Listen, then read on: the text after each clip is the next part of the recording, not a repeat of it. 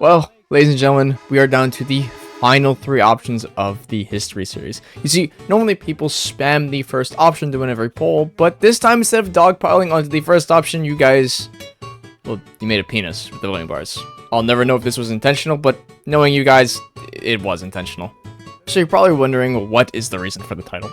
Normally you tend to focus on a negative or a positive trait to explain a hero, but this time the only word to really explain Warlord is old. You can take this in a positive note like, oh, Warlord's just true to his nature, he's never had any major buffs or nerfs that hold him into the old For Honor formula when it came to fighting as a simplistic hero. But you can say the same thing and say it's a negative trait because he's outdated compared to other heroes. Here's a great example. Every single character in this game has some sort of tech to them, even Warden. A Warden throw punch is zoned to top heavy, but you can do the zone, delay the top heavy, so it's a normal heavy when it comes out, and then follow up with your unblockable. Kenzie and Griffin have dedicated punishes immediately after their throw, but they can also choose to do with good timing an even bigger punish combining lights and heavies. You know what's Warlord's biggest tech in his entire kit? Jumping top heavy into 50-50. See, after Warlord's jumping heavy, he can follow up with either a bash, which 99% of players will always choose to use this bash, and 99% of players will always choose to try to dodge this bash. But what some players don't know is that Warlord can access his zone the moment he hits the ground. So Warlord's biggest tech is bash undodgeable 50-50. Surely, this hasn't been standardized to a normal mix-up. But before we get into the history aspect of Warlord, I'm trying to hit 18k before Christmas. It would be a really sweet little early Christmas gift, so if you're new or returning and want to support, go hit that sub button. It's free, and if I offend you, you can always take it back. And look, playing Warlord is extremely fucking boring for background footage. I fell asleep like 9 times in the middle of all my matches playing him. Anyways, let's get right into the history. Warlord was released with the launch of the game on February 17th, 2017, aka Valentine's Day, so instead of being out with your girlfriend, which you didn't have, you bought a video game and started minting Warlord. How does that make you feel when I put it into perspective? Now, normally getting any info on how an old hero played is normally really hard, because there's not a point where not a single one of Ubisoft's official pages has any actual info or patch notes. Normally scrubbed to save space, because what dumb fuck would need to see old patch notes back in 2017 to make informative videos, right? This is where my best friend comes in, the For Honor campaign. Now, if it's not common knowledge, For Honor's campaign was literally never updated past the initial launch of the game. So if you ever want to, for some unknown masochistic reason, want to know how For Honor played back in its worst state, you can go play the campaign. Normally, a lot of the campaign can be centered around the vanguard of each faction, so Warden, Raider, and Kensei. Thankfully, Warlord has his own dedicated mission, so we can explore his full, unchanged moveset from the literal release of the game. Looking at his moveset compared to the one we have today, not a lot has changed, has it? While a lot of Warlord's fundamentals are the same, like hyper armor and super heavies, he actually could not string 2 heavies or 2 lights together. If he wanted to get that finisher heavy or light, he needed to start with a light or heavy attack. Really? His zone had no undodgeable properties on it whatsoever, making it honestly a really weird move. The same can be said about his full block, where yet again, not a single frame of undodgeable property ever existed. What he still had was his headbutt riposte all the way back from day one. His bash is basically the same as it is in the live game with some fundamentals that aren't in there yet. There's really not much to talk about here. Now, what we can talk about is Crashing Charge, aka, you know, the funny ledge move. Not only did this move have 10 times more range, it also flung your opponent extremely far. Not to mention the old style of combat system For Honor used to have made it even more potent. Again, it might not be common knowledge, but old For Honor had a system in place where after any parry, heavy, light attack, any attack in the game, you got a free guard break. I'm not joking. So imagine you got parried a single time once and then boom, off the cliff you go. He also started with his crush and counter light attacks, but the only disparity is that they were not unblockable. I think this was the norm for every hero back then, since Valkyrie as well did not have unblockable properties on her crush and counters either. He also did start the game with his jumping heavy from launch with these same properties and the same little zone headbutt mix-up. What about his unique parry? Yeah, he had that one too. So have you noticed the pattern yet? Warlord literally, and I mean literally, did not change fundamentally. Don't believe me? Here's a side-by-side comparison, frame by frame, of every single move we just went over from day 1 and 2024.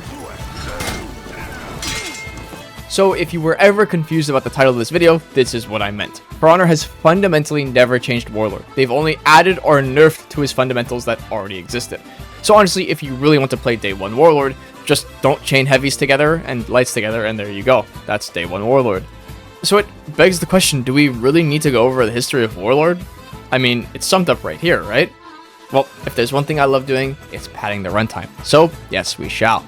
The website I normally use to track any major changes has no documented Warlord changes except for a single one. You wanna know the best part?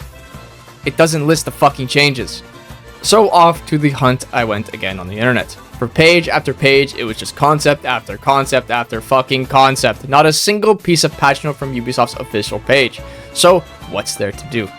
Well, if there's one person I can always count on, it's Freeze. So thank you, Freeze, for actually documenting changes and not fucking deleting them from space and time. So forgive me if the numbers aren't extremely accurate. I'm using basically any info Freeze uses, but I doubt he's wrong. Starting off with Warlord's light chains. Warlord's light change would be sped up to a consistent 500 ms other than opener top light that for some reason would stay at 600. Warlord's heavy speed would also be buffed by what I assume is 100 ms per side, so 800 ms top heavies and 900 ms side heavies from neutral. And on top of that, any finisher heavy would be standardized to the 700 ms regardless of side. The zone went unchanged in its speed but was given the undodgeable property because, in all honesty, as I stated, the zone had no real use until this point. Moving on to Crashing Charge, and oh boy, we're in for a hot one. Old Crashing Charge was labeled as unreactable, with its starter frames at Crashing Charge starting at 200 to 233 ms, while also instantly grabbing the opponent the moment it became active. This would be the record holder of fastest move activation in the game, being even faster than Highlander's offensive light attacks being 300 ms. So For Honor does what they normally do and butchered the fuck out of it, literally doubling the activation time from 233 to 500 ms. This made it so even if the Warlord was in contact with you, the Crashing Charge would not activate until those 500 ms would be finished. Headbutt would see a minor change, that being its delay window. Before, Warlord had about 100 ms to delay the bash after using dodge forward. With this change, it was now delayable by 400 ms into the dodge forward animation. This did absolutely nothing because a common problem for Honor Face back then was dodge timings. So if a Warlord chose to not delay the headbutt or delay the headbutt the full 400, if the player dodged on the same timing, it would invalidate both headbutts. They would finally give his crushing counters the unblockable property, standardizing with every other hero's crushing counters. And Warlord's full block is literally unchanged other than allowing him to regen stamina in the stance and giving it the undodgeable property just like his own attack. And that was Warlord's rework. Yet again, nothing new was really added. The only thing that happened were buffs that he needed to stay viable in the meta of 2019 when he was buffed, but still fell short with things like his bash change. I know players were probably pissed for a single reason. After Warlord has existed for about 3ish years, they still never added a single new move to his entire kit, being the Bear Hug. If you ever played the campaign of the Knights faction, the final boss, Goodmunder, was a Warlord. Now, this Warlord had the exact same moveset as regular Warlord, but had 2 added moves on top of it, free of charge. The first move was very unique, and it was his Parry Punch, where Warlord had a super delayed instant hyper armor heavy that honestly was really hard to parry if you weren't used to it, and the other one was the Bear Hug. The fact that none of these moves were added felt kind of like a slap in the face for any Warlord main. Like, you had the resources right there, and even in today, 2024, these 2 moves would make a huge difference in his playstyle to make him less boring. But I digress. And that's Warlord in today's state of the game. He's fine, I guess. He's not good, he's not bad. He's just kind of there. I tend to avoid Warlord as often as possible when playing the game due to his somewhat boring and lackluster kit, which is extremely outdated compared to the other heavies in the slot. The biggest and brightest example is his full block stance. Any hero with a holdable full block stance has something unique to them, and that's cancel recoveries. Basically, on whiff, heroes like BP and Kyoshin can save themselves with a well-timed full block cancel. But Warlord? Nah, don't need it. It'd be crazy, because even fucking Conqueror has it, and he's regarded as one of the worst heroes in the game. Also, let's go back into his full block and how fucking ass backwards this shit is. So there's 3 punishes with his full block: light input, bash input, and heavy input. The light input always guarantees someone when they hit your guard. The bash one is weird, I don't know why you'd use it unless you want to ledge someone, and the heavy input is not guaranteed all the time, but has undodgeable properties. This is where my gripe comes in. When I predict my opponent is going to throw a light, I will drop into full guard to counter. Now, predicting a light is really risky, because if they don't, then I'm standing there like a fucking moron doing squats for no reason, open to being guard broken. So obviously I'm correct, I get a heavy attack after blocking their light, right? No. If you predict a light attack when they hit your ult guard, you get 1 light attack. And when your opponent hits your guard with a heavy attack, you get a heavy attack.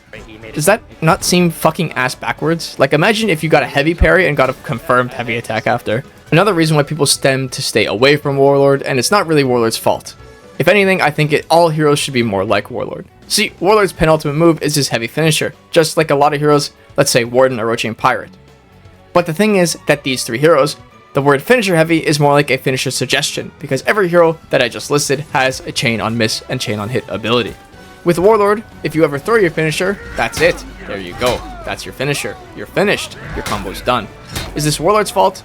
No, as I said, it's more the game's fault. I think it needs to be way more risk reward where if you miss something, there needs to be consequences. Your opponent already made the right 50-50. There's no reason they should have to do it again. So if you're not playing Warlord for his moveset, you're most likely playing him for his personality, and it really shines with his cosmetics and executions.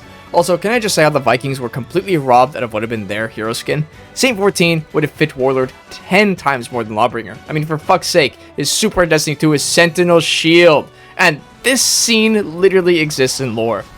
Okay, small rant aside, Warlord's executions vary between 3 categories: respectful, downright fucking sadistic, and WWE. Warlord has some nice respectful kills where he just wants to finish his enemy off in a manner that doesn't humiliate them and give them a quick death. The sadistic ones gives fucking Jigsaw a goddamn run for his money for brutality because, like, listen to his voice when he's doing this. He's 100% enjoying what he's doing. Okay, so if you don't think being respectful and being a psychopath does not fit your style, how about just giving someone a fucking attitude adjuster?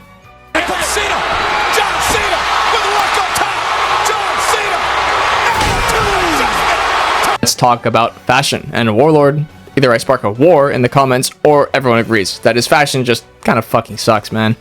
And before you comment, just think, what if Warlord didn't have the full metal face mask? What other helmet would you use?